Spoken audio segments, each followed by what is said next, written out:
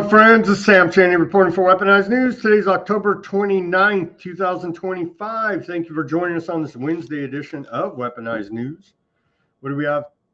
Happy government shutdown day number 29.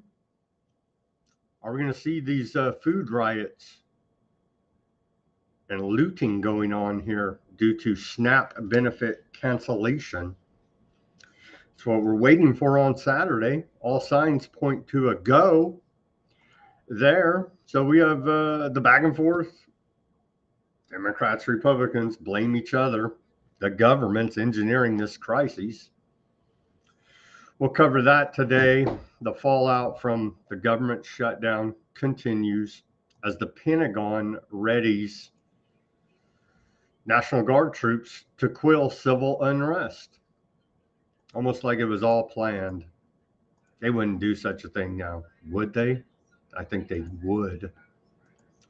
Looks like the Category 5 Hurricane Melissa has calmed down a little bit and been downgraded to Category 2, which is good, even though it did leave in its wake at least 36 dead across Jamaica, Haiti, and the Dominican Republic. We'll follow up on the hurricane from yesterday. It's still ongoing. What else do we have for you today? Trump is overseas still in Asia and supposedly signing all these wonderful deals. He got his crown finally. And so we know how Trump loves his idols. And so he was gifted today by South Korea some more idols, a crown essentially. And so we do appreciate South Korea gifting a golden crown to Donald Trump. We'll cover that. Interest rates were taken down 0.25% today by the Federal Reserve as technocracy is going full speed ahead. To hell with the rest of the economy. At least we have a technocratic police state. And so that's what really matters here for our own safety, of course. No one will have jobs soon, but at least the kabillionaires will have enough money to, I don't even know. You know what I mean? What do you do when you're a kabillionaire? Dig bunkers because you know that maybe someday people might be upset about the weaponized terminators you've rolled out. You got all that. It's just ridiculous. We're beyond the pale of ridiculous, and we have been for a very long time, but we just keep on going here, don't we? So all of that, more Trump profiteering off the technocracy. We wouldn't have it any other way. We have geopolitical news from around the world, and then this big report out of the UN that dropped yesterday from Francesca Albanese, where she names 63 countries complicit in the Gazan genocide. It's not just aardvarks. It takes a whole lot of help from the rest of the world. We'll go over that big report. Of course, leading the charge there is America. Don't be antiseptic. I know. We've heard it all before. So, yeah, there's a big ceasefire. Trump should get the Nobel Peace Prize. They're stacking bodies. Over 100 Palestinians have been killed by aardvark airstrikes in the last 24 hours. And so we're still stacking bodies there for the ceasefire, you see. And isn't that how it all sorts out? Never trust the sneaky aardvarks and their ceasefires because they're liars. All of that to cover and much more on this Wednesday edition of Weaponized News. Let's get to this day in history. And by the way, everything's integrated today. So all of the shout out to the Rumble chat. I do see Fat Bob, Ruckus, Pamela, and others over there on the Rumble. So I am seeing your guys' comments come through. So we'll We should have a good show of integrating all the comments.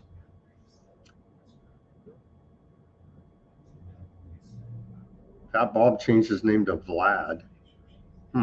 Wonder why. All right. On this day in history, we go back to the year 1390. On October 29th, we saw the first trial for witchcraft in Paris in 1390. And then we fast forward a little bit. In 1692, on this day, we saw a special court of Oyer and Terminer convene for Salem witch trials, dissolved by the governor of Massachusetts Bay Colony.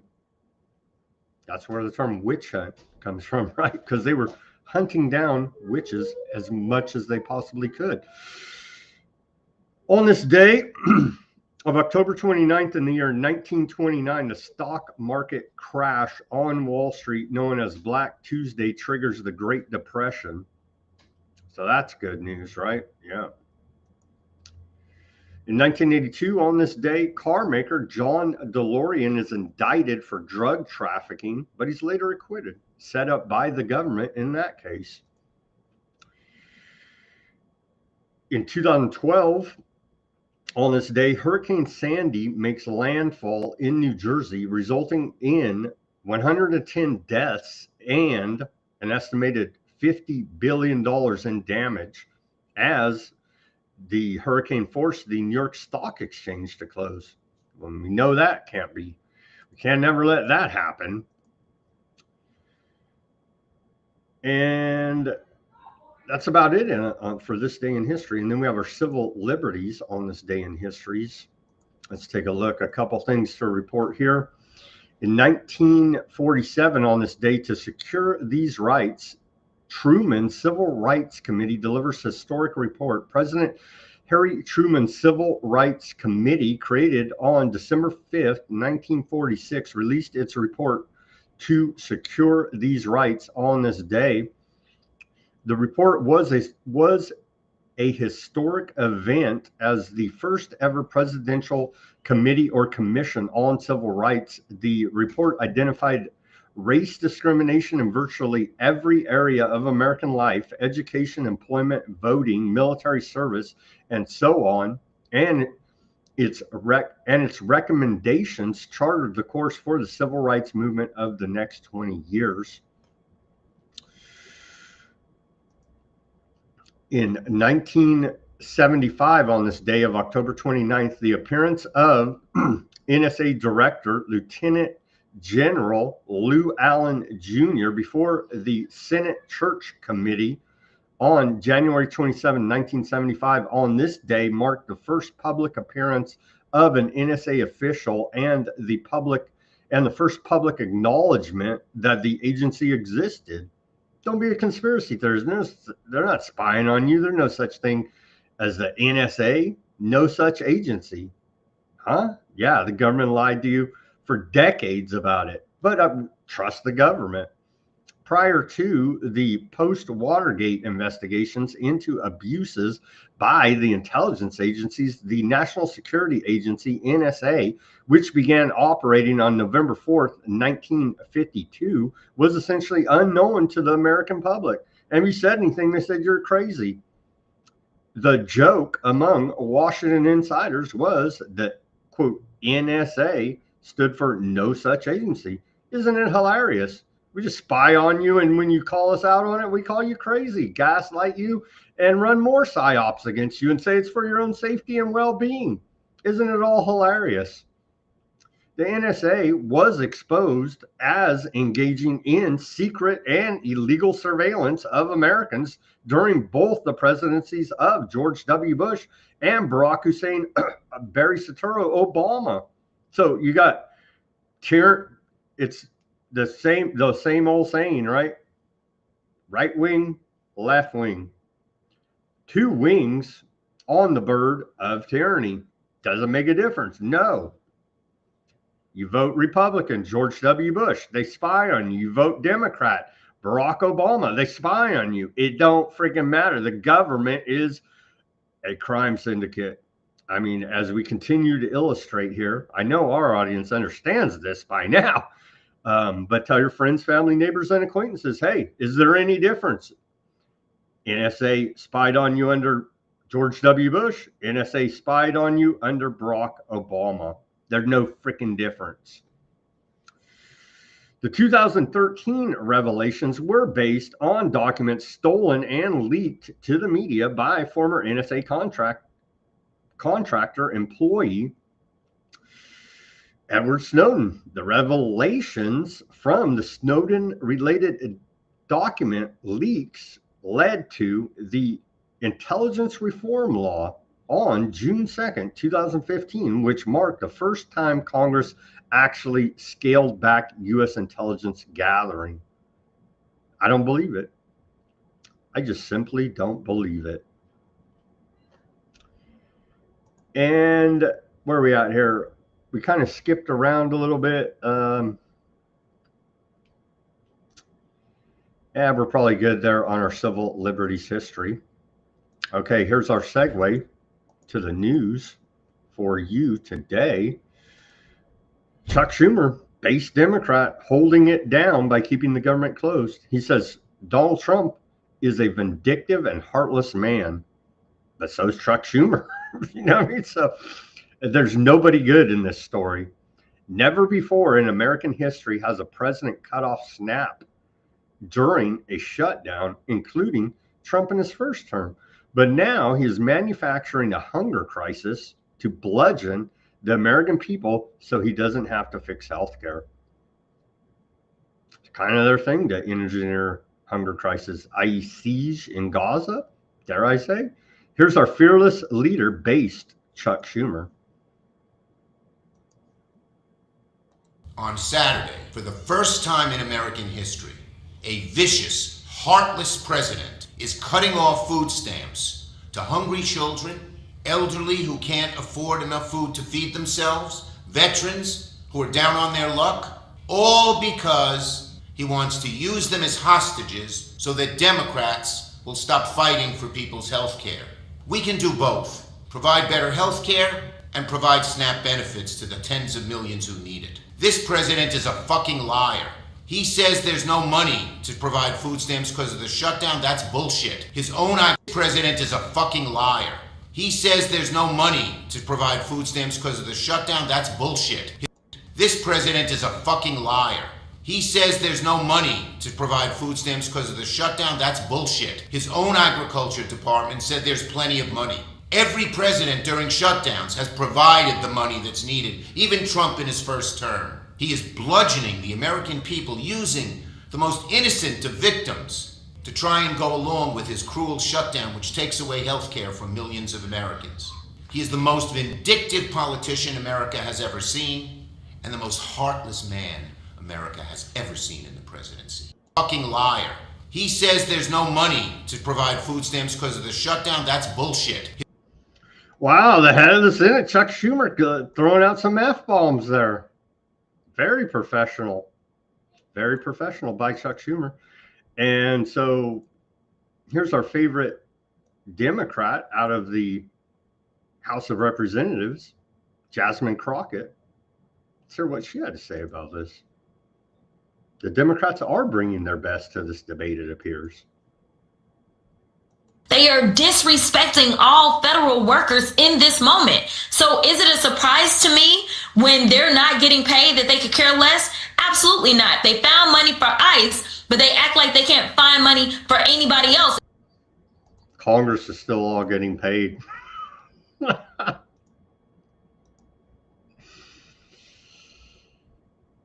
Republican leader of the Senate, Thune, he says it's this is Trump derangement syndrome on steroids, and they are asking the American people to pay the price. It's time for Democrats to end the shutdown. Chuck Schumer and Jasmine Crockett just said it's the Republicans. I just don't know who to believe. Oh, the entire government of lying criminal scum and effing us over at every opportunity they get? Oh, yeah. Oh, yeah. Let's hear a little bit from Thune, since we heard from Democrat leader Schumer. That we are 29 days into a Democrat shutdown. And the senator from New Mexico was absolutely right. SNAP recipients shouldn't go without food. People should be getting paid in this country. And we've tried to do that 13 times. And you voted no 13 times. This isn't a... The fake outrage. This guy don't give a shit about any of those federal workers or you or me. It's all theater. He's still getting a paycheck.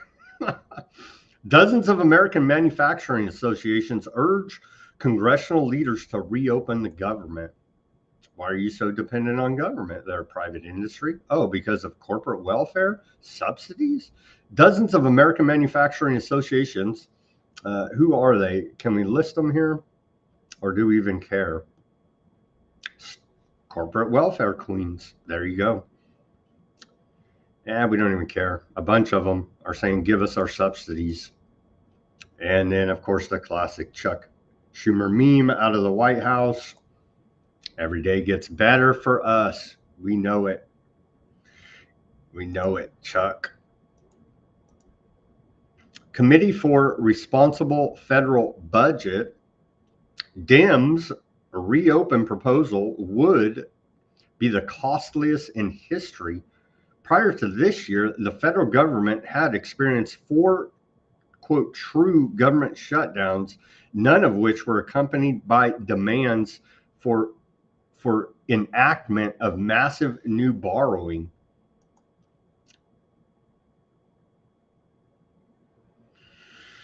And here's a graphic to illustrate that.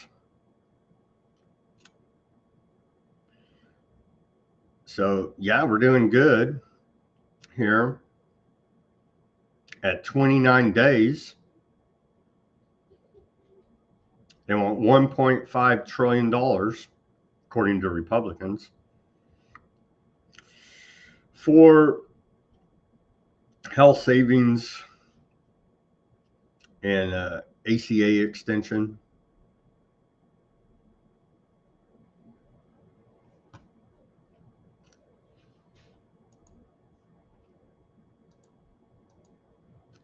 That's here. And we haven't had our public health scare propagandists pumping public health scares from the HHS, CDC, and we've missed them. So we had to report that story yesterday to try to pick up the slack here about the wrecked research monkey truck, right? And so we're trying to do our part here at Weaponized News to keep public health fear alive. Here's Bobby Kennedy Jr. trying to keep some of the fear alive. Across our country, millions of Americans struggle to afford essential medicines. Families are rationing prescriptions, seniors are skipping doses, and parents are facing heartbreaking choices between paying for medication or putting food on their tables. This is not acceptable in the United States. With all these people dependent on government, aren't we already a socialist, communist country? Or just call it fascist, whatever a command and control economy, whatever freaking label you want to put on it, is exactly what this country is. Centrally controlled command and control economy. It's self-evident at this point. But hey, let's keep fighting about communism versus capitalism as if those things even exist. You know what I mean?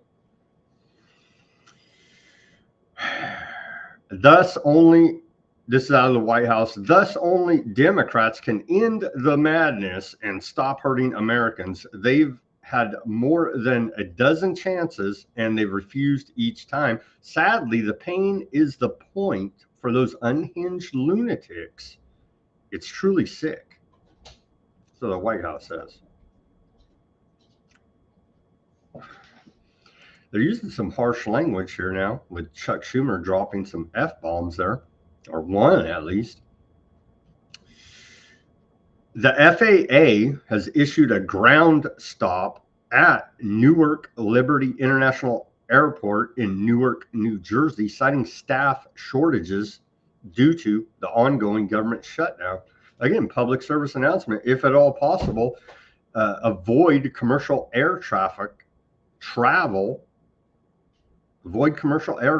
at all costs, with upgrades to new systems going into place, and this not paying air traffic controllers and others. It's a freaking giant risk. And they just shut it down there in Newark International Airport. But don't you worry. Don't you worry. The Pentagon has ordered the National Guard to create quick reaction forces nationwide by January that may respond to riots and civil unrest within the United States. I think it feels like we're on replay and we keep reporting this. But again, this is out of the Wall Street Journal. They keep reporting it. The Pentagon under the Trump administration has directed the National Guard to establish, quote, quick reaction forces in every U.S. state and territory by January. So they're not quite ready for the food riots of November 1st here, it seems. These units are specifically trained and equipped to handle riots and civil unrest domestically, marking a significant policy shift that expands military involvement in U.S. domestic affairs beyond traditional emergency scenarios.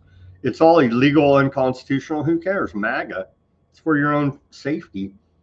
The Pentagon has issued orders for the National Guard, and we covered that. These forces must be set up in all 50 states plus U.S. territories. Units will receive specialized training and equipment to quell domestic unrest. The directive stems from internal War Department memorandums.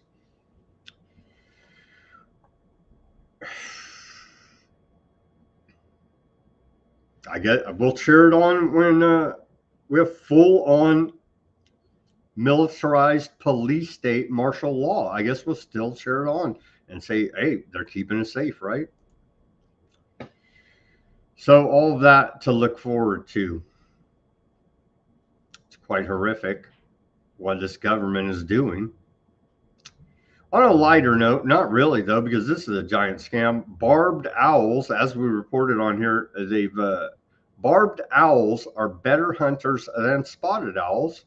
That's just the way it is. Let's hear from Senator Kennedy. He's always animated about this whole barbed owl versus spotted owl, where they've issued, the federal government has issued orders to go kill barbed owls because they're infringing on the spotted owls. Let's hear this report from Senator Kennedy. The Department of Interior is mad at the barred owl because the barred owl is a better hunter. The barred owl is just a better hunter. That's just the way it is. You know, just like the Senate president is better looking than me, I accept that. That's the way God made us. God just made the barred owl a better hunter. And the Department of Interior is all up in arms. They say this is threatening the spotted owl. Now, the spotted owl isn't on the endangered species list, but they say this isn't fair. The barred owl is a better hunter than the spotted owl, and that's causing the spotted owl's population to decrease. So the Department of Interior, in its infinite wisdom, has come up with DEI for owls. They've come up with quotas for owls.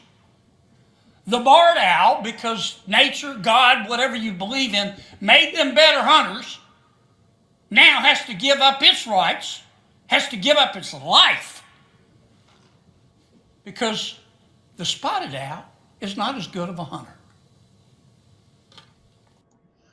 Well, that sounds fair to me. I don't know about if it's DEI, but they are manipulating the natural environment and then claiming that the spotted owls are endangered species. So there's always that. Everything is under heavy manipulation. Previously mentioned, and on yesterday's show, thankfully, Hurricane Melissa has died down a little bit, is now classified as a Category 2 storm. Tragically, 37 people have been reported dead across Jamaica, Haiti, and the Dominican Republic. And so it's being downgraded here now today from Category 5 yesterday and down to Category 2, thankfully. It looks like it's dying out there a little bit. It is expected to bring heavy rain and flooding to the Caribbean right there. Cuba, those little islands right there in that area, the Bahamas. So it looks like it's dying down, thankfully. And man, I'm glad we have professional politicians that act like adults. Here's another post from these jokers from the White House. Looks like Governor Braun needs some knee pads. This is not Newsom posting it. It is his account, though, a false representation. I do not believe this is Mr. Gavin Newsom actually posting this. This is a media team, so they literally lie about and misrepresent about everything. Still complaining about redistricting here out of Indiana. And so, but imagine that this governor saying he's down on his knees, essentially. You can imagine the rest here out of Indiana for the federal government, for Trump, essentially. And then the White House response to that, Newsom is one sick freak. So we're literally in junior high here now with these people and the way they're acting. They're just not serious people. Hey, even though the government shut down, that didn't stop National Design Studio. I do believe they're a contractor of the federal government. It didn't stop them from publishing safedc.gov website. Here it is. Isn't it wonderful? Let's take a look. Excuse me. An official website of the United States government. And so they're busting out these fancy websites during the shutdown. No problem. We salute you. Join President Trump's DC task force. Join the multi-agency task force in DC and nationwide dedicated to keeping our streets safe and our cities strong. Literally not the federal government's job whatsoever. MAGA cheers on tyranny. They love it. Join our agencies. Join the agency of your dreams. Go work for the crime syndicate. Pick your department there. And go for the DEA, the Border Patrol, ATF. Maybe shoot some pregnant women over there. FBI, stage up some false flag terror attacks. IRS, go audit some small business, put them out of business. Do your civic duty for America. You know what I mean? More about this website. Step forward, DC and our nation need you. Yeah, we need more tyranny, that's for sure. But yeah, we don't have enough. Experienced law enforcement, military, and veteran civilians. Start your mission of tyranny. Yeah, be complicit in genocide, crimes against humanity. I'm sure your soul won't be tarnished. Answer the call. The nation has your back. They literally throw you under the bus, call you cannon fodder, and laugh in your face as they try to disarm you after your service. But never mind that. Never mind any of that. Shoulder to shoulder to shoulder. This is so wrong right here. Just this image alone. The military has no business. And so here is the boot of tyranny stepping on the face of humanity forever as they continue the rollout of technocracy, illustrated for you right here. Task force, there you go. And it couldn't be illustrated any better than at safedc.gov. I can't believe they did this, but I guess it's just all in your face now. Humiliation, demoralization. Literally the boot of tyranny. Join the task force today. And then a meme. Their Department of Homeland Security is still pumping out the memes here. Less than we would like, but here's a meme. Today's meme from Department of Homeland Security. The board is set. The pieces are moving. We come to it at last. The great battle of our time. There won't be a shrine, Pippin. Join.ice.gov. Seriously. These are the memes coming out of the Department of Homeland Security. Just hanging out. This one is kind of funny, I gotta admit. Just hanging out, Department of Homeland Security. This suspected MS-13 gang member from El Salvador thought it would be a good idea to flee American law enforcement in Texas. Wrong.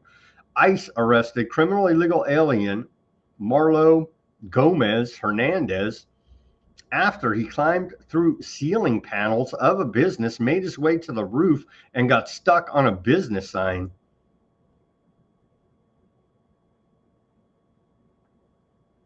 This is just the latest example of an illegal alien putting the local community in danger by fleeing law enforcement. And so he's literally right there. You can see on the image. Yeah, you need some better cover than that. Continuing, Dick Durbin. Dick Durbin says the Trump administration is terrorizing people in their homes. Immigrants are afraid to go to church, the market, their children's schools, restaurants, all because of ICE. That's not what America stands for. And then Homeland Security reply to Senator Dick Durbin says, this is shameful. Want to talk about terrorizing? How about condemn the terrorist attacks and mass assaults against our law enforcement? Our ICE officers are protecting our communities from the illegal alien gang members, rapists, and child sex offenders that you are supporting. You should be thanking our brave men and women of ICE instead of demonizing them. Hey, bring back political pistol duels, because they're using some heavy rhetoric here now. First in war, first in peace. Here's a mashup. This is from the White House. Here's a mashup. USS George Washington visit to Japan. Propaganda about Trump's visit to Japan from the White House. They are putting out high quality Hollywood production level videos still, despite the shutdown.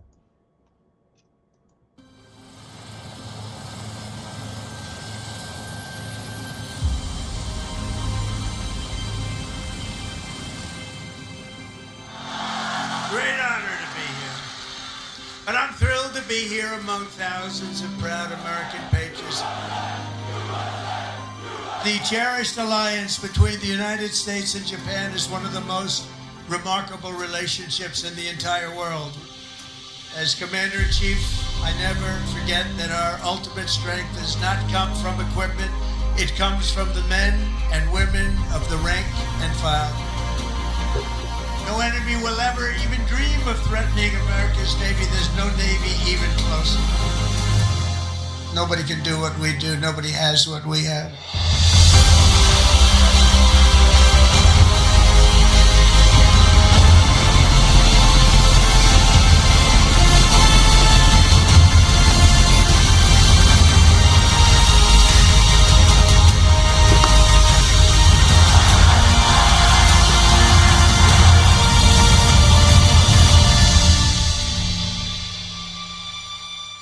2.5 centuries, America's Navy has preserved the vision of our first Commander-in-Chief, who gave the ship its storied name, its righteous soul, and its timeless motto, first in war, first in peace.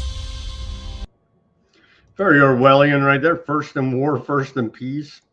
And yeah, as Ruckus said here, Orwell's vision is almost here. Join the task force and you too can be the boot stepping on the face of humanity. Never surrender. More from Trump's trip abroad there. Never surrender. Oh yeah. It's all so wonderful. It's all so wonderful, isn't it? The golden age of American business has arrived. We're rewarding those who build and create and hire and invest in the USA, and we're making America the best place on earth to do business. We'll have the best tax rates, the lowest energy costs, the most advanced technology, and the fairest trade deals anywhere in the world. Donald Trump. Direct quote. There it is.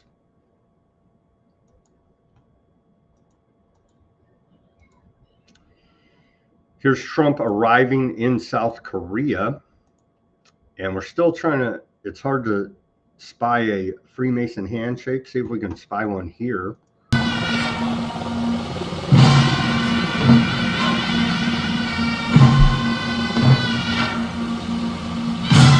No. The Korean man was in the way there, maybe on purpose. I don't know. President Trump at the 2025 APEC summit in South Korea. He said, together, we're solving the challenges that no one before has ever been able to solve. From San Francisco to Seoul, we're strengthening old friendships, forging new bonds, and creating a dramatically better world for our children and generations to come. You see, Trump cares about us.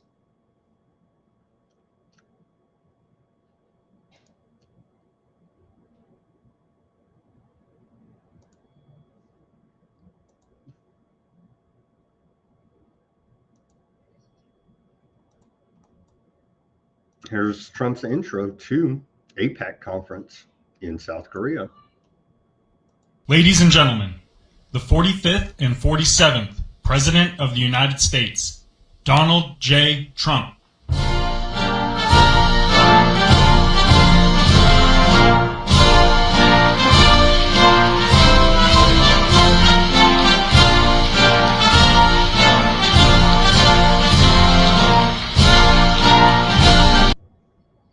Yes.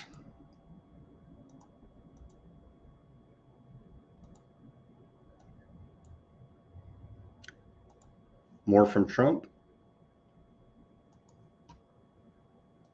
In 9 months, we've lifted over 600,000 Americans off food stamps. Wages for workers are rising at the fastest pace in more than 60 years. And meanwhile, energy prices are down, gasoline prices are down, grocery prices are down, mortgage rates are down, despite the fact that we have an incompetent head of the Fed. He's incompetent.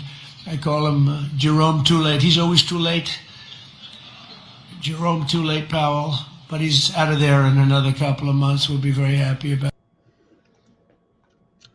it. Pressure Congress to repeal the Federal Reserve Act there, Trump, and put the issuance of currency and credit back underneath the Treasury Department and go arrest the heads of all major banks in America. That won't happen because Trump's part of this whole one world government central banking system.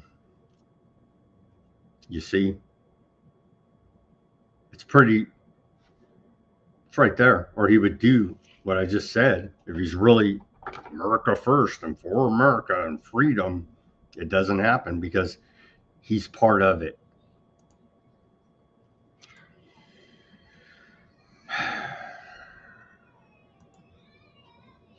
Here's video Trump with his idols his crown.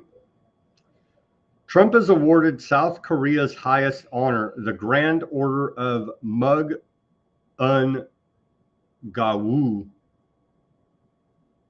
I'll always cherish it. Very special.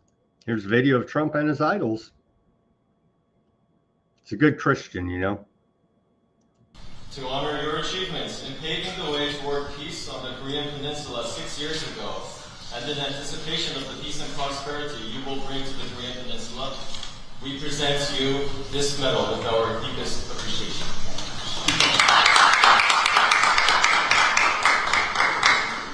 Thank you very much.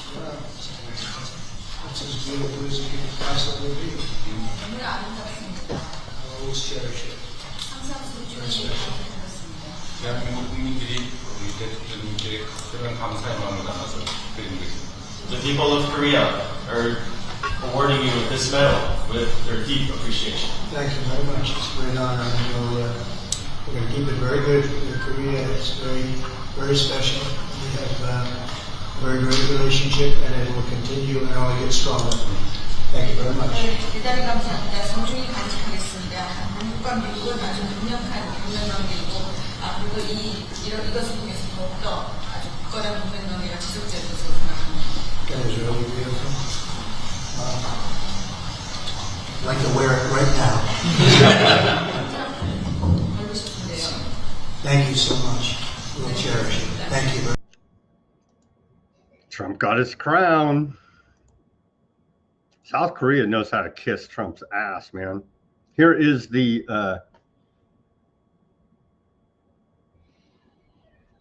Cho Magong gold crown.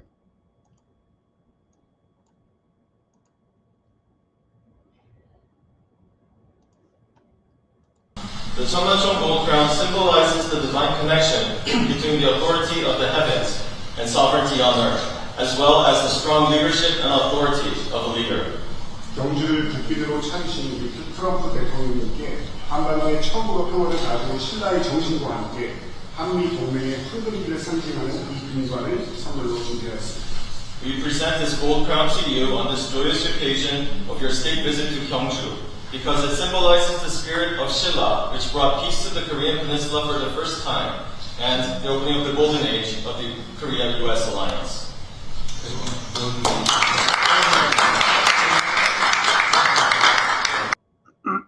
So there's Trump's gold crown. Denver, we covered that yesterday. You must have missed it. We did play the video of Trump, what looked like snubbing the Japanese flag, and the prime minister shocked. So we did play that video and cover that yesterday. There it is, Trump's medals and his crown. Indeed, what a wonderful event. Trump, I like gold. Yeah. Okay, so what does all this amount to here? Well, the fact sheet, the White House says President Trump brings home more billion-dollar deals during state visit to the Republic of Korea.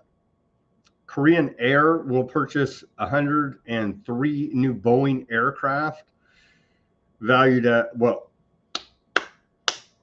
whoop-de-freaking-do, valued at $36.2 billion, supporting the military-industrial complex. Oh, no, supporting up to 135,000 jobs here in America. This is what the White House is saying. To power these new aircraft, Korean Air will also purchase state-of-the-art GE aerospace engines in a separate deal. The Korean Air Force selected L3 Harris Technologies to develop its new airborne warning and control aircraft in a $2.3 billion deal that will support an alleged 6,000 American jobs.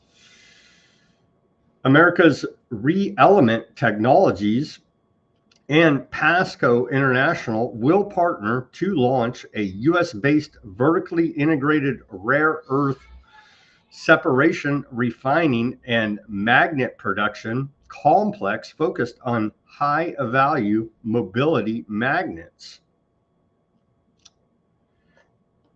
In the energy sector, the Korean Gas Corporation signed agreements to purchase about 3.3 million tons per year of natural gas via long-term agreements with sellers. Centrus Energy Corporation, KHNP, and Pasco International Corporation agreed to support the expansion of Centrum's uranium enrichment capacity in Pinkerton, Ohio, creating 3,000 U.S. jobs. LS Group pledged to invest $3 billion by 2030 in U.S. power grid infrastructure, including undersea cables, power equipment, and winding wires. LS Cable's U.S. subsidiary, LS Greenlink, is building a $681 million manufacturing facility in Virginia. And then the technocracy, we couldn't leave them out, right? Promoting America's advantage in the technology revolution. The president strengthened America's leading role in the digital economy by boosting investments and jobs and access to U.S. technology. The United States and Korea are signing a technology prosperity deal to expand bilateral science and technology cooperation with an emphasis on U.S. AI exports, AI standards, AI adoption, research security, 6G, biotech supply chains, and quantum innovation, i.e. technocracy. Amazon will invest $5 billion through 2031 to build the South Koreans' cloud infrastructure, helping drive U.S. exports and American AI leadership. This comes on top of Amazon Web Services' historic cloud infrastructure investment across 14 APEC economies during the president's term, totaling $40 billion. NASA's fake space program, NASA's Artemis 2 mission will take astronauts around the moon for the first time since Apollo and deploy a Korean satellite to measure space radiation. Both countries committed to stabilize and diversify the critical mineral supply chain through public-private collaboration in the mining and refining of said resources. Free market capitalism, bro. Public-private cooperation that you're cut out of. So, yeah, South Korea is going to have a fun time with technocracy. South Korea has agreed to pay the United States $350 billion for a lowering of the tariffs charged against them by the United States. They will buy our oil and gas in vast quantities, and investments by wealthy South Korean companies and businessmen will exceed $600 billion. I have approved them to build a nuclear-powered submarine instead of diesel ones. So isn't that progressive of Trump? There you go.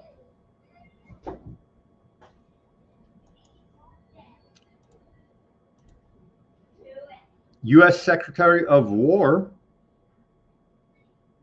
the security situation around Japan and in the region remains severe. Let's hear from old Pete Hegseth, Mr. Secretary of War.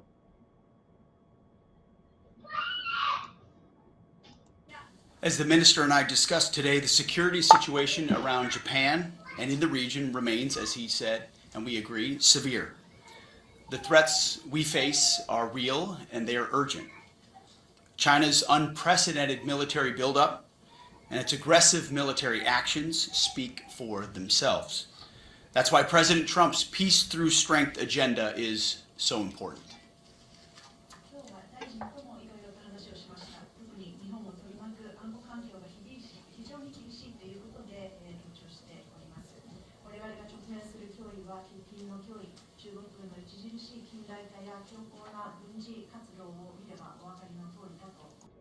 Sorry about that. I thought we had some more from that clip.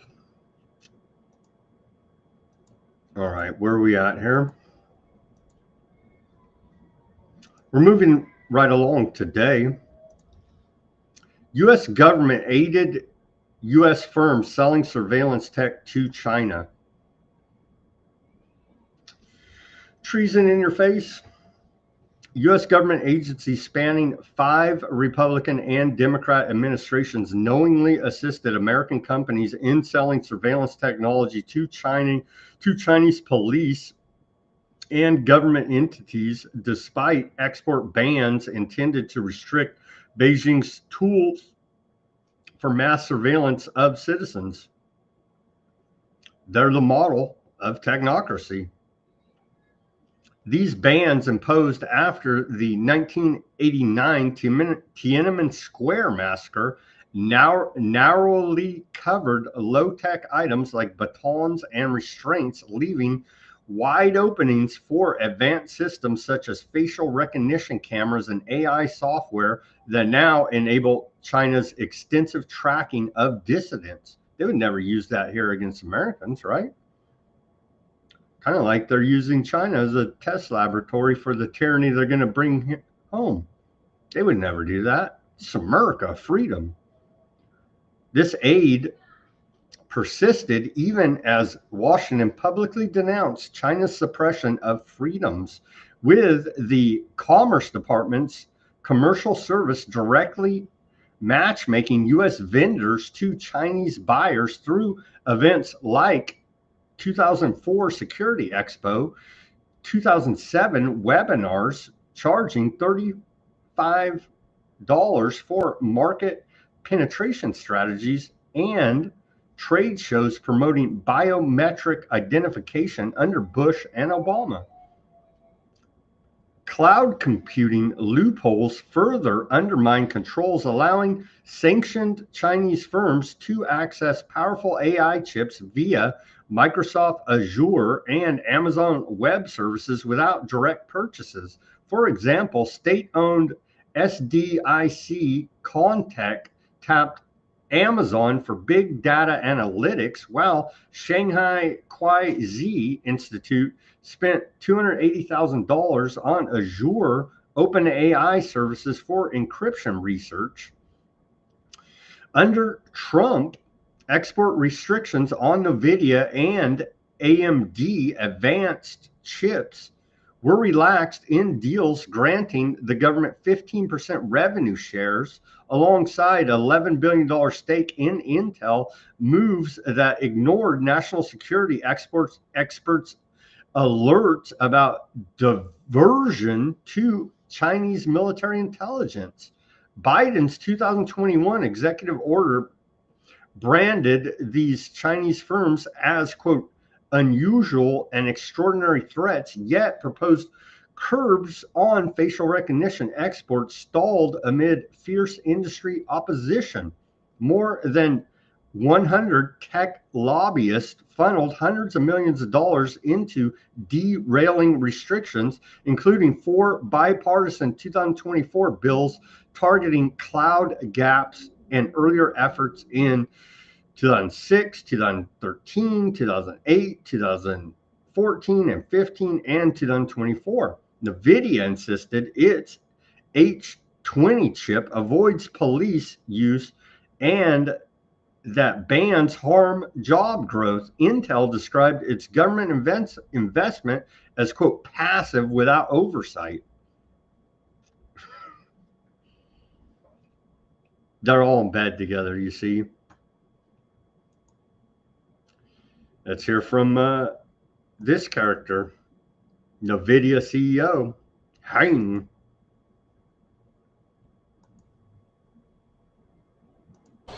All President Trump has ever talked to me about is helping America win. He wants America to win here. He wants America to win all over the world. He wants the world to be using American technology. He wants America to be rich. Almost everything that he talks to me about is somewhere in those pillars of conversation: manufacturing, leadership in AI, exporting technology, making America rich. All of that is 100% of our conversation. Problem is, nobody's getting rich except for these characters. Palantir and NVIDIA have joined forces. Here's the video. Isn't technocracy wonderful? This is the single fastest enterprise company in the world. Probably the single most important enterprise stack in the world today. Palantir Ontology. Anybody from Palantir here? I was just talking to Alex earlier. This is Palantir Ontology. They take information, they take data, they take human judgment, and they turn it into business insight. We work with Palantir to accelerate everything Palantir does so that we could do data processing at a much, much larger scale and more speed. Whether it's structured data of the past, and of course we'll have structured data, human recorded data, unstructured data, and process that data for our government, for national security, and for enterprises around the world, process that data at speed of light and to find insight from it. This is what it's going to look like in the future. Palantir is going to integrate NVIDIA so that we could process at the speed of light and at extraordinary scale. Okay, NVIDIA and Palantir. NVIDIA and Palantir, match made in hell, preparing for the next genocide to be even more efficient. Here's Peter Thiel admits that Bitcoin has been co-opted by BlackRock. You don't say.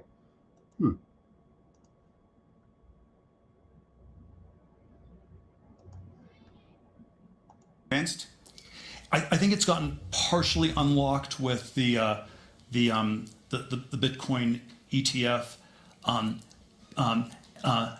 but then there, probably the part where I'm less convinced of is this question of the sort of ideological founding vision of Bitcoin or these cryptocurrencies as sort of a cypherpunk, crypto-anarchist, libertarian, anti-centralized government thing. This is always the line. Isn't that what got you interested in the first place? That's what I thought was terrific about it. And then the question is, does it really work that way, or has that thread somehow gotten lost? And so when people in the FBI tell me that they'd much rather have criminals use Bitcoin than $100 bills, it suggests that maybe it's not quite working the way it was supposed to. Have you sold any of your Bitcoin? I still hold some. There are all these ways I didn't buy as much as I should have, and I'm not sure it's going to go up that dramatically from here. From here? Yeah, I think we got the ETF edition, and I don't know who else buys it quickly from here. Some interesting investment advice. That actually surprised me because I don't think I've heard you. I thought you were still all in. I still have a small position. It probably still can go up some, but it's going to be a volatile, bumpy ride. And I had a dual reason. One was this sort of ideological, decentralized future of computing world that I really do believe in. Really believe would be better. And it seemed like the perfect vehicle for that for such a long time, and I am just much less convinced of that. And so interesting. So maybe Larry Fink with the BlackRock ETF surrendered to the forces, the anti-ESG forces, or maybe it's more like Bitcoin's been co-opted by them, and I worry it was more the latter. Okay, different question.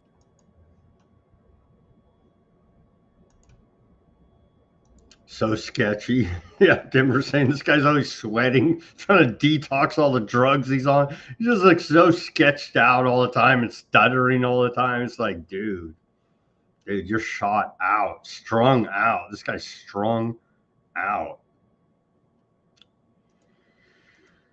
But thankfully, he's saving us from the Antichrist through blocking any regulation of AI technocracy, right? Yeah, so I mean, we should be thanking Peter Thiel, actually, until the Terminator boot is on our face, and then it'll be too late.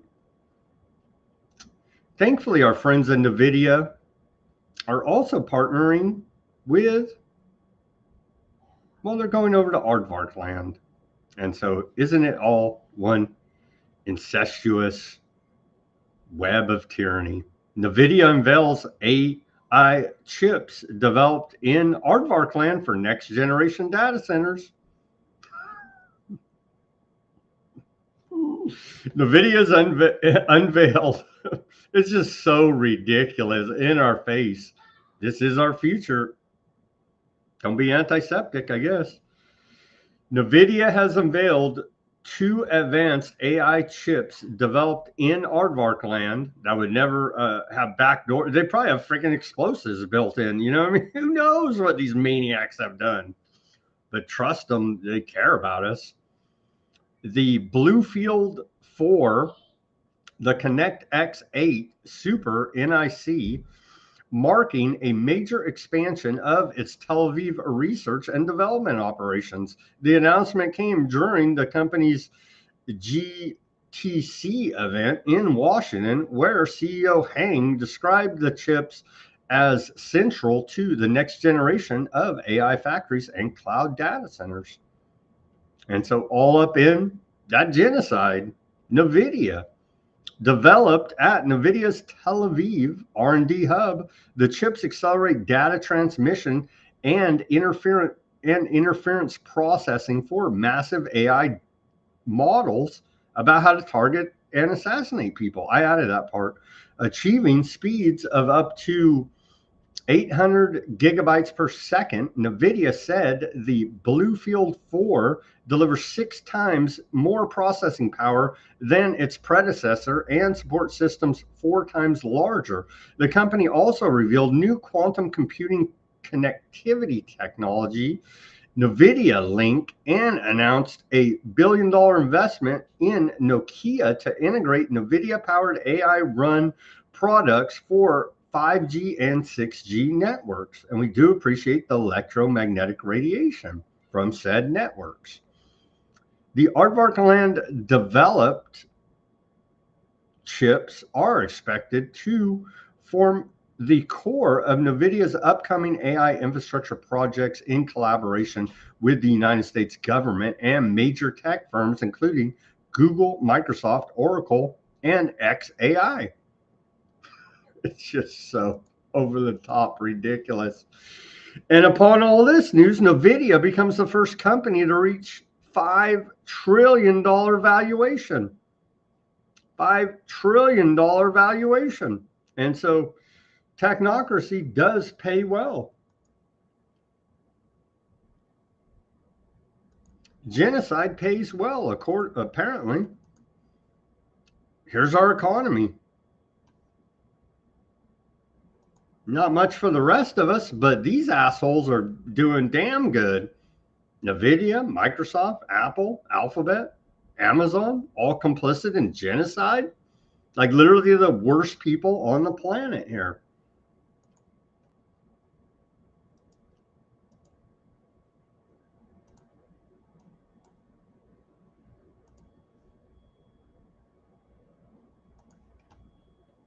Because we should have the lowest interest rates of any country, because without us, there are no other countries, really. I mean, the whole thing falls apart.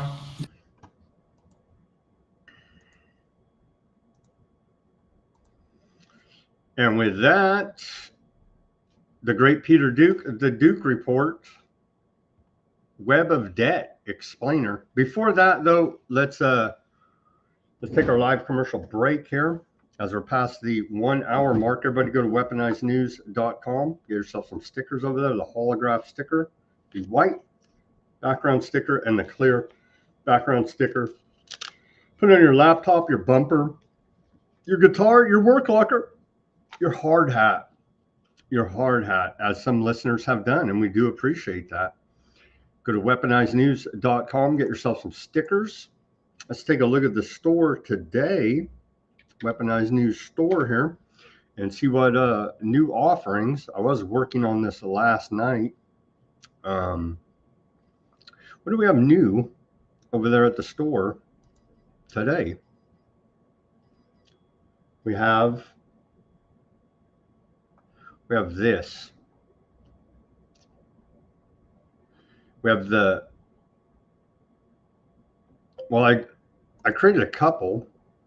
Here is here's the beanie, Weaponized News beanie, right here as we're going into the cooler months of the year, winter.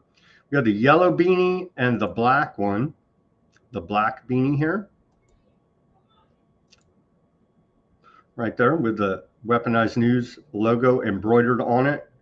We have yellow, black, and pink. Here's the pink version. And so I put that out today.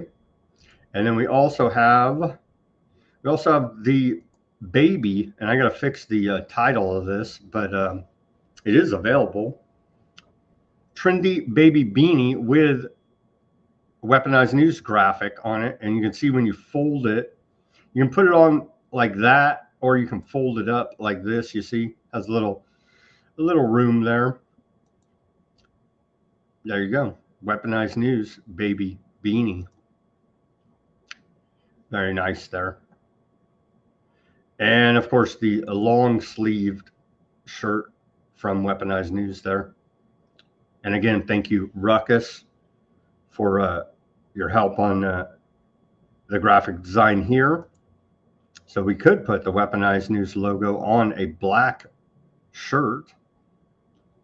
Shout out to Ruckus. Everybody go follow, contact Ruckus for all of your design needs and other interweb needs at AC_wordslinger there, as I'm much appreciative of his help with the Weaponized News logo.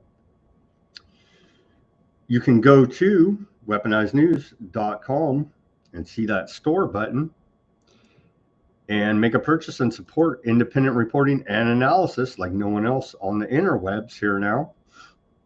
Go to weaponizednews.com. We have the donation button there if you don't like any of the items in our store. And in the description below this video, right down there, our Cash App, Buy Me a Coffee, and Bitcoin wallet address, all there in the description below this video. Any way that you choose to support us is much appreciated. And we do appreciate all of the subscribers and patrons to the shop, weaponizednews.com. Thank you very much. Welcome back to the second half of Weaponized News on this Wednesday, October 29th, 2025. Day 29 of government shutdown, as we're awaiting food riots on Saturday. Will the Senate pass the continuing resolution to fund the government, or would we rather pay jackbooted thugs to bash in American citizens' heads? I think we'll take the latter. And so that's where we're at here. Back to the great work of Peter Duke at the Duke Report. Here is his Web of Debt. Of course, the great book there by Ellen Brown, Web of Debt. Let's take a listen to Web of Debt Explainer, issued by the Duke Report. I'm sure our audience knows all of this, but it's still a good refresher course to remind everybody. And if you don't know, you should probably tell your friends, family, neighbors, and acquaintances, hey, learn how this monetary system actually works.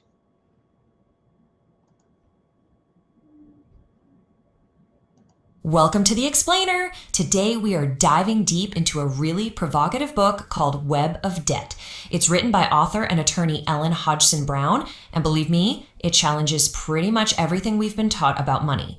She uses some incredible historical research to argue that there's a fundamental fraud right at the very heart of our banking system. So let's kick things off with a pretty mind-blowing quote that the book opens with. This comes from a former governor of the Bank of England. And he said the modern banking system manufactures money out of nothing. Just think about that. He warned that this power was so huge that bankers could, just with the flick of a pen, create enough money to literally buy everything else. And that quote leads us to this massive question, doesn't it? If the money is just created out of thin air, who exactly are we all in debt to? This question, right here, is the central mystery that Ellen Brown tries to solve. And it's what we're going to be unraveling today. It really gets you thinking about the very nature of debt itself. Okay, so to answer that question, we first have to understand this sleight of hand she's talking about. You know, how money is actually literally created from nothing. The research in the book uncovers a pretty shocking truth about what our money supply is really made of. Okay, get this. The book points to data from 2005 showing that less than 3%, let that sink in, less than 3% of the money supply in the US is actual physical cash. You know, the coins and bills we carry around.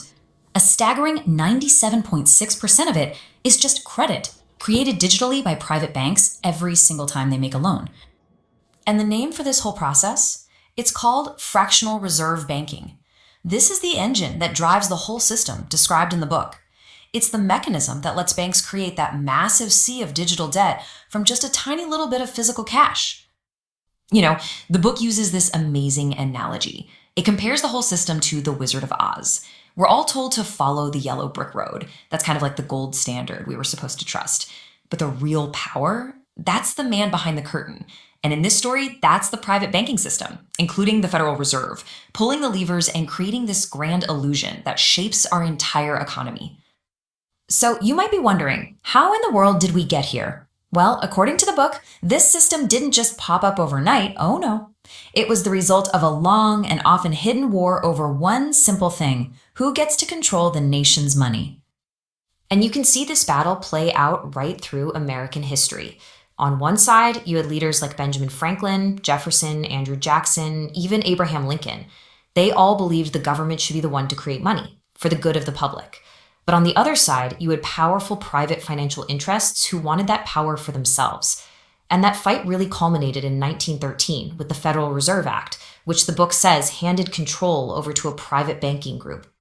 And just to show you how intense this fight was, check out this quote from President Andrew Jackson. He did not mince words. He called the private central bank of his time a hydra-headed monster eating the flesh of the common man. Wow. He saw it as a predator, not as something that served the people. Okay, so this is all fascinating history, but what does it actually mean for us today? What are the real-world consequences of a system where money is basically created as debt? Well, the book argues the effects are pretty devastating, not just around the world, but right here at home. Brown lays out this absolutely heartbreaking cycle that happens internationally. It starts with developing nations being tempted with these big loans that are just created out of thin air. Then their currency gets devalued, and then international groups like the IMF come in and impose these harsh austerity measures, which basically force these countries to sell off their public assets. We're talking power grids, ports, railways, often to the very same creditors who started the whole mess. And look, this isn't just something that's happening over there. The book draws a direct line from this exact same system to the problems we see right here at home. Think about it. Crumbling infrastructure, those devastating waves of home foreclosures, and a national debt that was already hitting $10 trillion back in 2008. The book argues these are all symptoms of the same disease.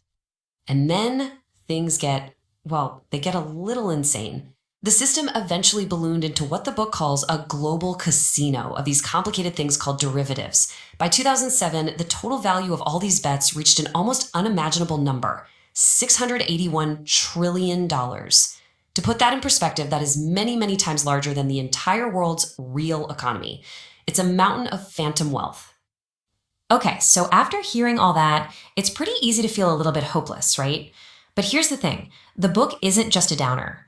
It doesn't just diagnose the problem, it actually lays out a path forward, a way to break free from this web. So, what's the big idea behind these solutions? Well, it's actually pretty straightforward at its core. It's all about a fundamental shift, taking the power to create money away from private banks and giving it back to the public. That could look like the government issuing its own money debt-free, like Lincoln did with his greenbacks, or even bringing the private Federal Reserve under the public US Treasury. And really, it all boils down to this one massive choice. Should our money system be a private business, run for the profit of a few shareholders? Or should it be a public utility, something that's managed for the prosperity and the benefit of all of us? And that's the final, really powerful thought that Web of Debt leaves you with. It's a huge question, right? It's not just a critique, it's a challenge for all of us to completely reimagine our economy from the ground up and to ask, what could our world look like if we changed the very source code of money itself? There you go. Go subscribe to the Duke Report over there on the Substack. Great summary of Web of Debt by Ellen Brown. Yes, Chloe, thank you very much for your patronage. She says that she got a black shirt, or a white one and a black shirt from Weaponized News Store. Thank you very much. It is much appreciated. Pamela said that during Occupy, there was a group, Move Your Money, to shift from Fed cabal into credit unions. You still do that today. You know what I mean? If you have deposits in any of these major banks, Chase, Citi, Wells Fargo, Bank of America, go ahead and shut those down and move it into your local credit union. That's one thing everybody can do. You know what I mean?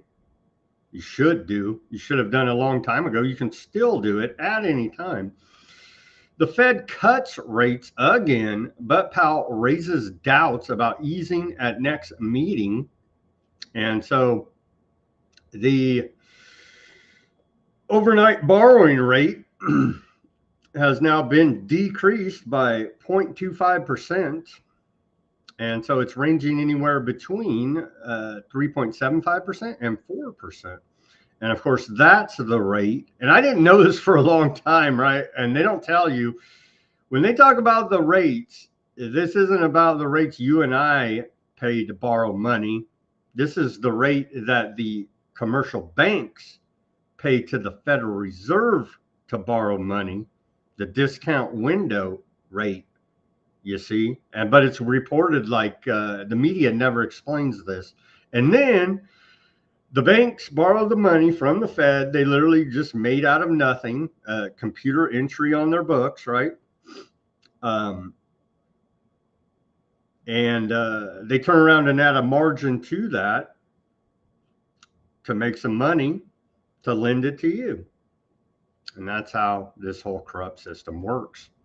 One thing you can do, take your money to a local credit union. Well, Trump world is doing good.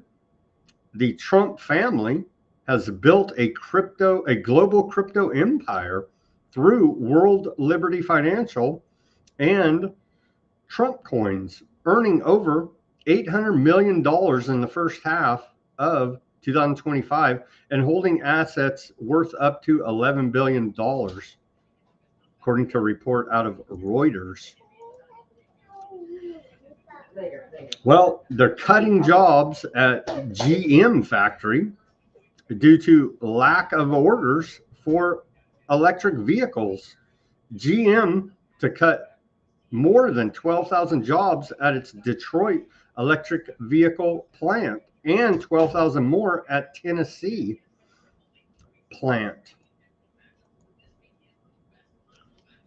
Everything's wonderful here in the U.S. economy as NVIDIA and Palantir are doing awesome. Well, all of these characters are doing awesome. The rest of us are looking for top ramen in the back of the pantry.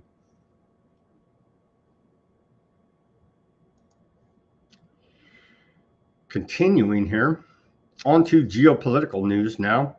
Poland's population fell by 158,000 in the past year, dropping to 36.4 million. Its sixth straight annual decline and the steepest in the EU.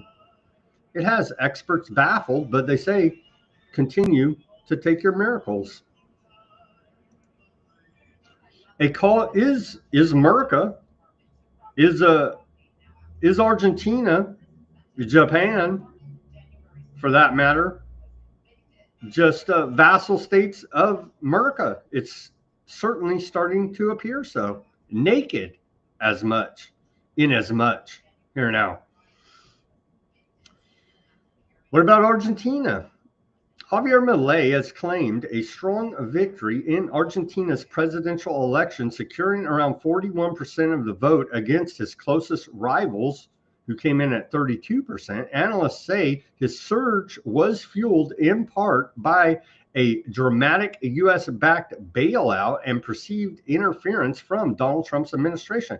Many question whether this outcome reveals genuine popular support or a shift toward deeper dependence on the United States.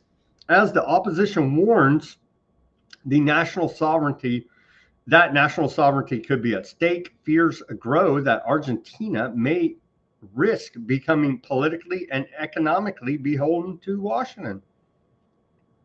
Milei's coalition now commands a congressional majority, bolstering his ability to push through radical economic reforms. Critics fear social and institutional fragility may worsen under sweeping deregulation, while supporters argue change is urgently needed after years of inflation and instability in Argentina. According to a report out of The Guardian, Syria secures $28 billion in foreign investments so far this year. So again, former ISIS, Al-Qaeda head in Syria, this guy deserves some kind of prize. I mean, what a turnaround. I mean, honestly, from having a $50 million bounty on your head to pulling in $28 billion of foreign investment into Syria. Yeah, I would say this is like the biggest turnaround in a long freaking time, maybe in all of history, for old al-Shara here, this character. Of course, I do believe he's a Western intelligence asset. Indonesia issues first ever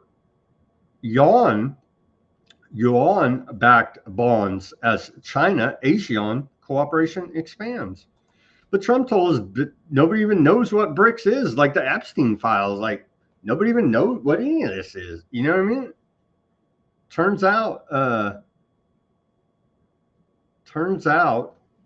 China and the bloc of Southeast Asian nations have signed an upgrade to the trade agreement, aiming to hit a collective GDP of $3.8 trillion.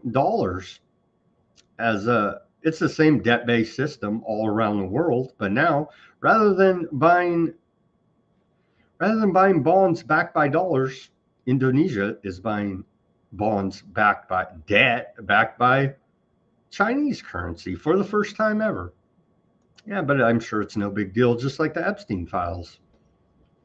Putin hails first test of nuclear-powered Poseidon submarine.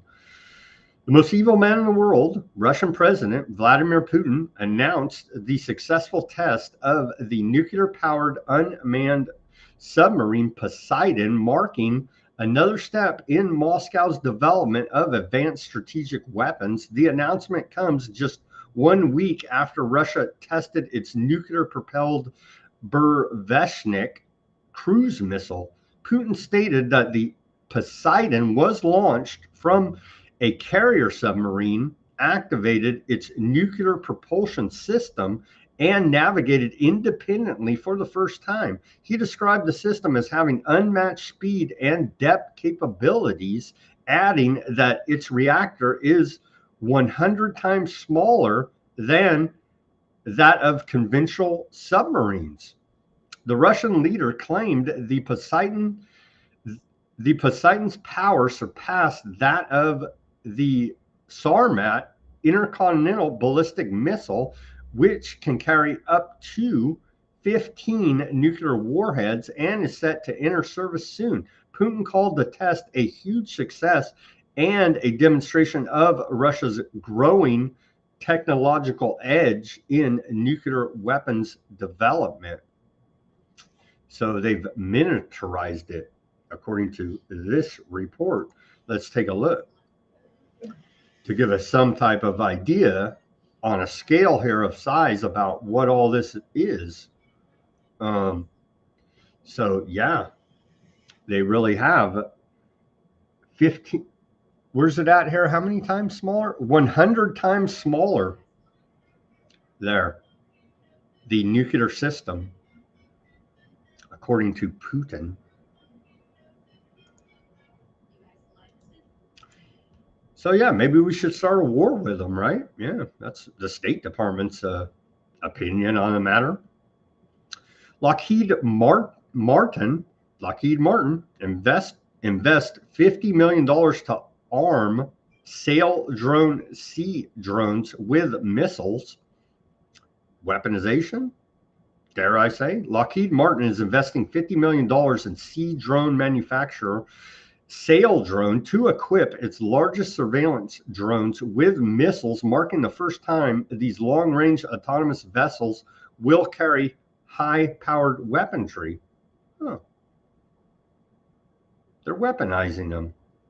Under the agreement, Sail Drone's 72-foot surveyor vessel, a scientific and intelligence gathering autonomous ship powered by wind, diesel, and solar, will be adapted to carry Lockheed's JAG-M quad launcher missile system and anti-ship missiles.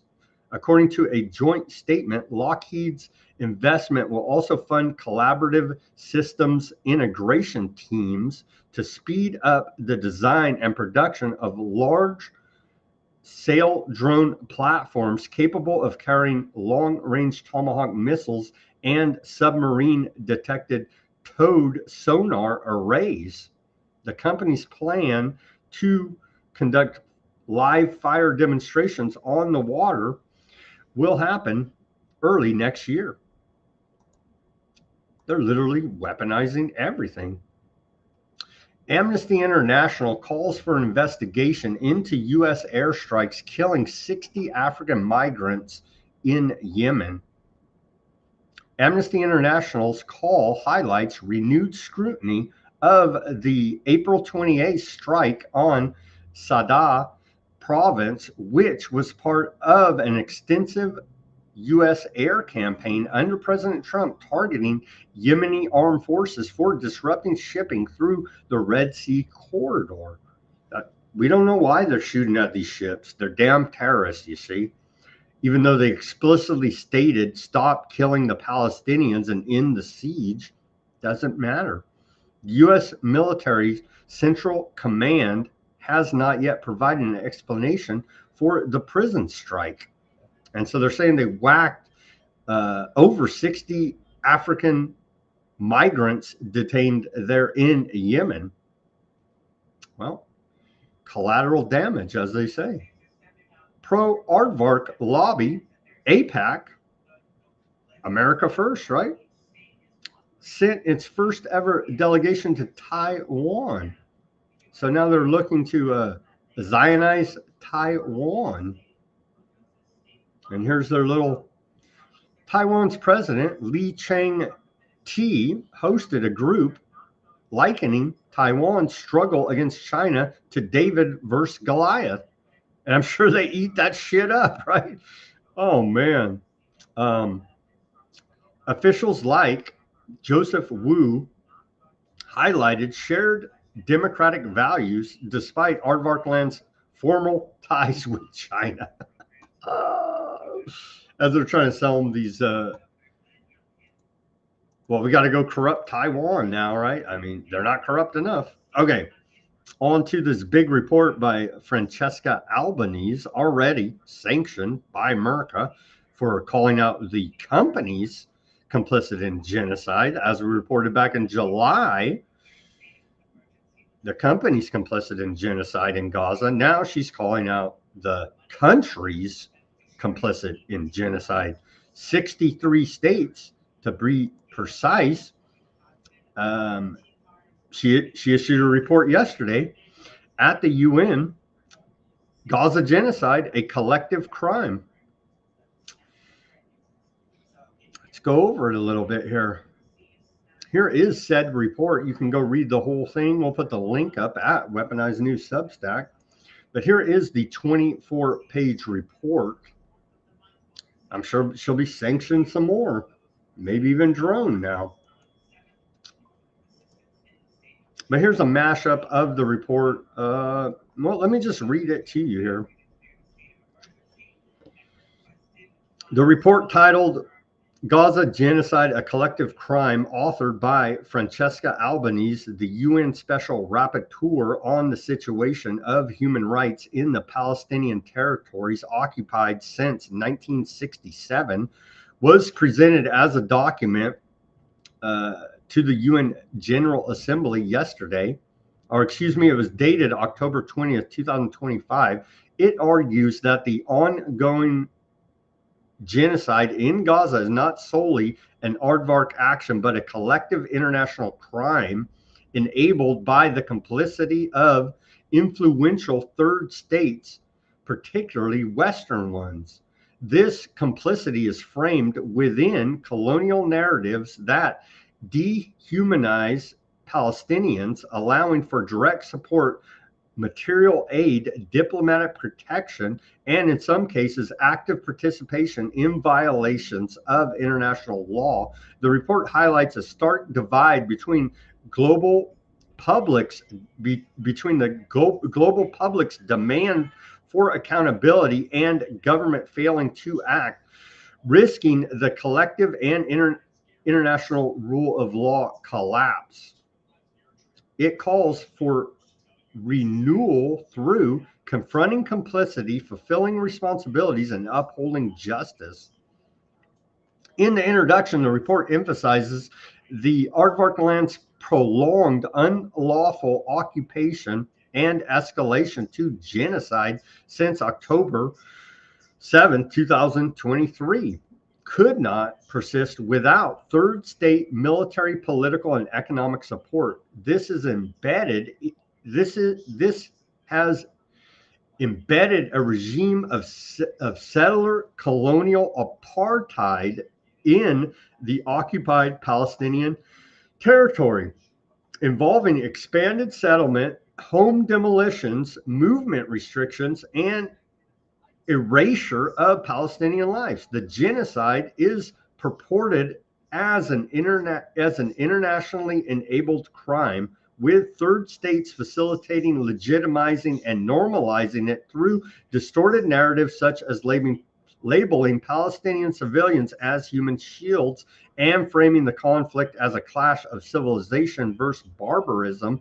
The report identifies 4 key sectors of support: diplomatic, normalizing the occupation and failing to secure ceasefires; military, arms transfers and cooperation; economic, fueling aardvark land's economy through trade; and humanitarian, dismantling aid and imposing destructive conditions, drawing parallels to successful international measures against apartheid regimes like South Africa and Rhodesia. It asserts that third states have legal and moral obligations to enforce similar actions against aardvark land, criticizing the double standards in the international community for ignoring court orders and failing to hold aardvark land accountable.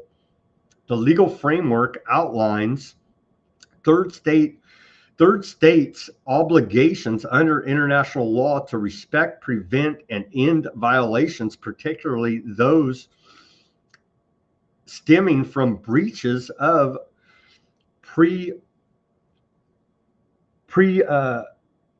determined norms like prohibitions on genocide, apartheid, and traditional acquisition forces.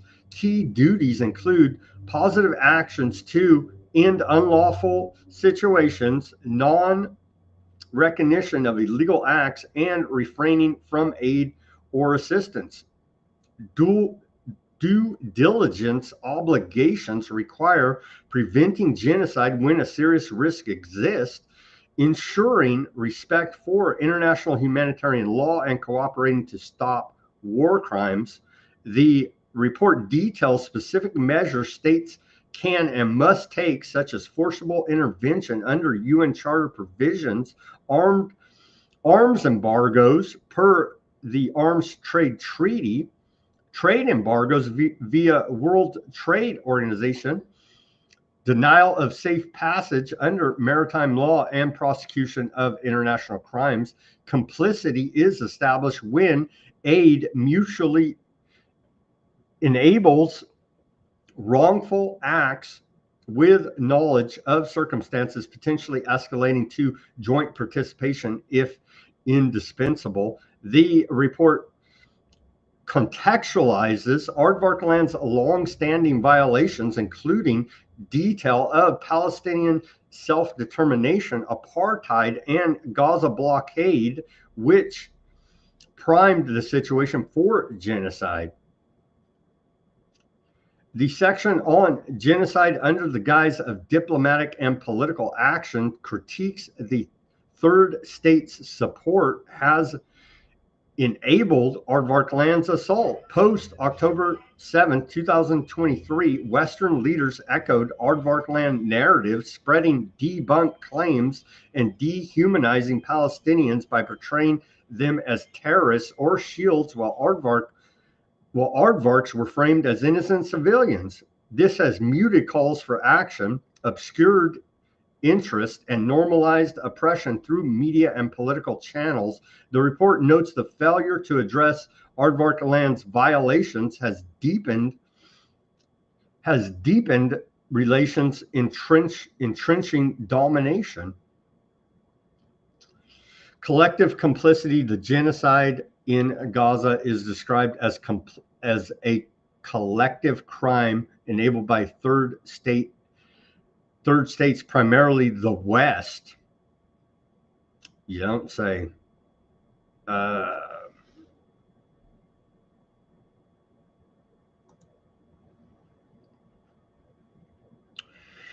So again, all the details of that report we'll post at Weaponized News Substack channel. There's a bunch of them. 63 states named in this UN report by Francesca Albanese. So, and U.S. is at the top of the list there. Complicit in genocide. ADL and Gibson Dunn launched a, quote, network of 39,000 attorneys offering, quote, free legal assistance to aardvark people facing anti-Semitism. And so this was much needed, obviously, because of all this antiseptic behavior out there.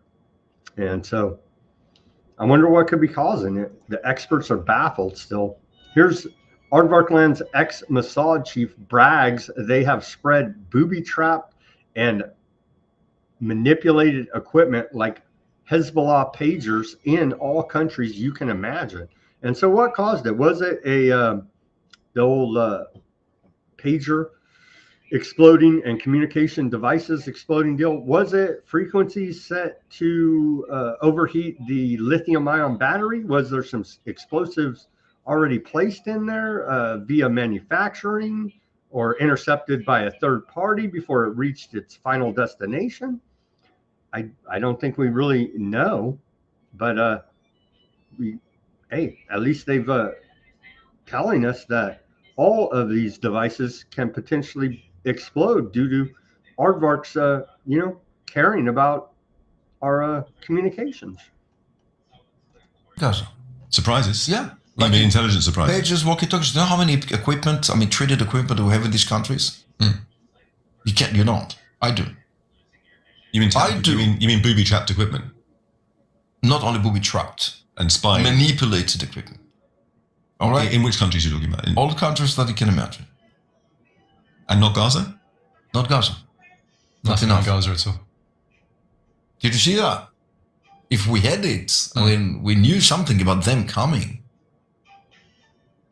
Something, right? I would have sold them everything. Just everything. I mean, you can't imagine the quantity when I have invented that method. That was in 2002 to 2004. The pager method. The manipulated equipment method. Okay? We have already used it. Manipulated equipment. In Second Lebanon War, some of the elements were speaking to us. How did you use it? Want a glass of water? We can get some brandy. He could tell you, but he didn't. I know it's an early morning in London. I mean, I don't think that is the case, but. So thankfully, NVIDIA is, partnering up with Aardvark. So I don't know what could possibly go wrong there.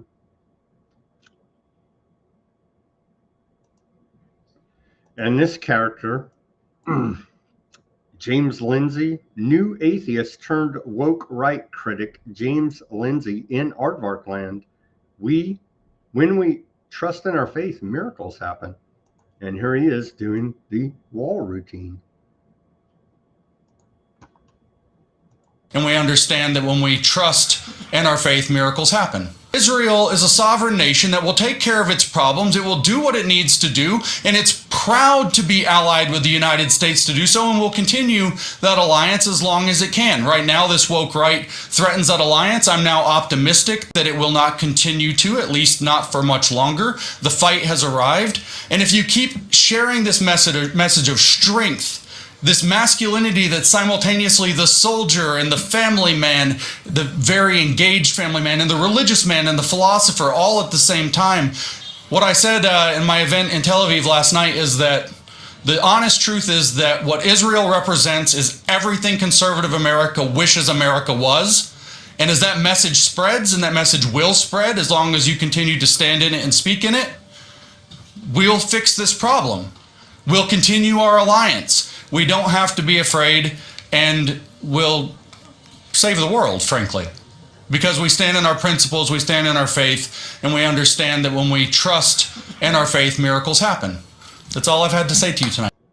There you go. So if you don't think we should be complicit in genocide, ethnic cleansing, and crimes against humanity, you must be woke right.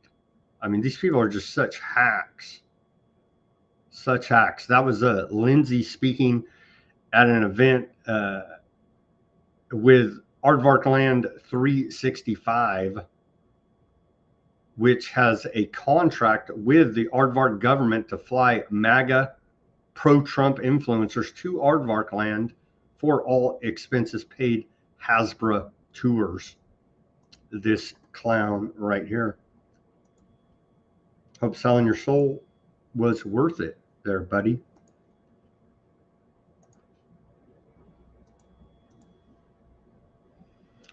Judges exempt Netanyahu from courtroom appearance, citing security concerns. Judges presiding over Bibi's criminal trial ruled today that he will no longer be required to appear before them in the courtroom, a decision that will prevent reporters from questioning or photographing him after the security department said it was, quote, difficult to maintain order.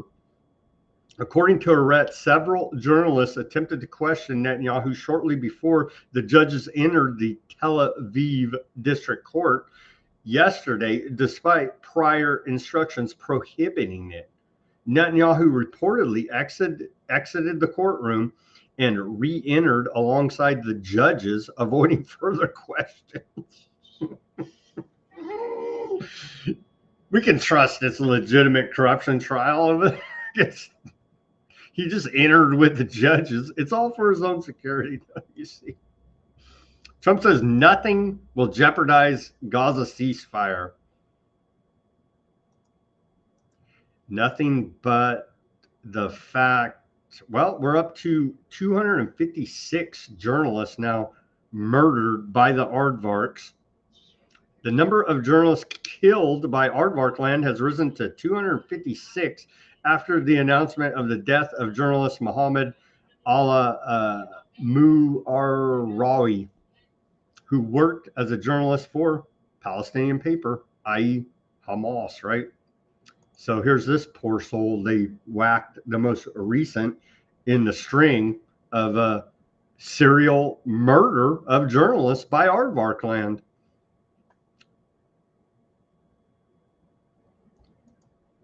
$256. So there's a ceasefire. Aardvark land kills more than 100 Palestinians across Gaza in the last 24 hours, and then announced it will return to a ceasefire. I don't mean to laugh. It's not funny. It's horrific and tragic, but we're going to go kill 100 people, but there's a ceasefire, you see. According to the Gaza Ministry of Health, the number killed by aardvark land since last night has risen to 104, including 46 children and 253 others injured. But there's a ceasefire, bro. Trust me. Aardvark Land Channel 14 reports that the Aardvark Land airstrike carried out in northern Gaza was done in coordination with the United States. So now we are directly complicit in the genocide. We already were, but more confirmation here now. That is the U.S. Federal Crime Syndicate. The World Health Organization reports that 421 people have died in Gaza due to malnutrition, including 113 children in 2025 alone, i.e. famine, weaponization of hunger, i.e. siege on clean water, food, medical aid, energy.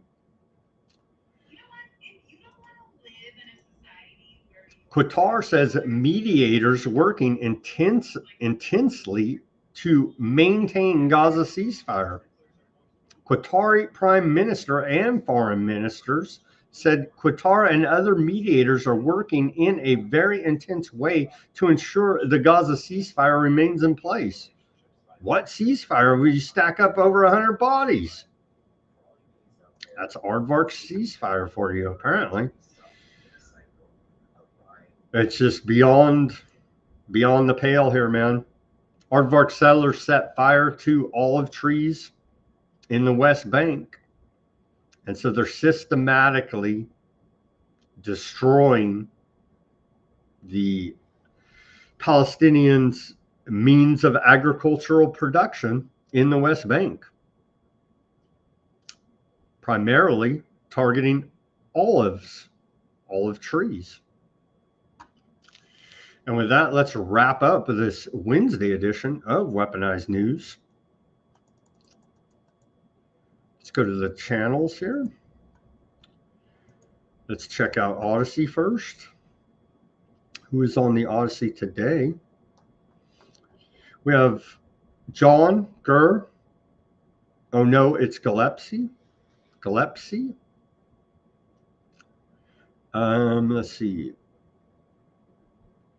What do we got today over there from you wonderful listeners? They built wind farms on your Minutemen. Let's see.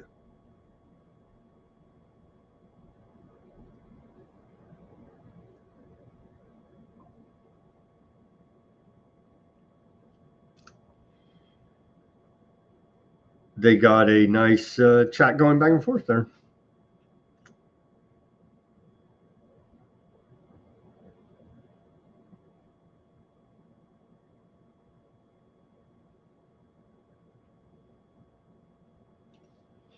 All right. Thank you guys for keeping that chat lively on the Odysee. Appreciate it. The Bitchute. Thank you guys for tuning in on the Bitchute. X, Kick, Facebook, Twitch, YouTube, And of course, Rumble. We had quite a lively chat on the Rumble today. Appreciate it. From all of you listeners, shout out to Dominatrix of the Matrix. Thank you very much for tuning in on the X. And with that, as always, everybody do your own research. Peace, love, and freedom. Speak out and take action. Have a great rest of your Wednesday evening. And we'll be back here on Thursday for more Weaponized News.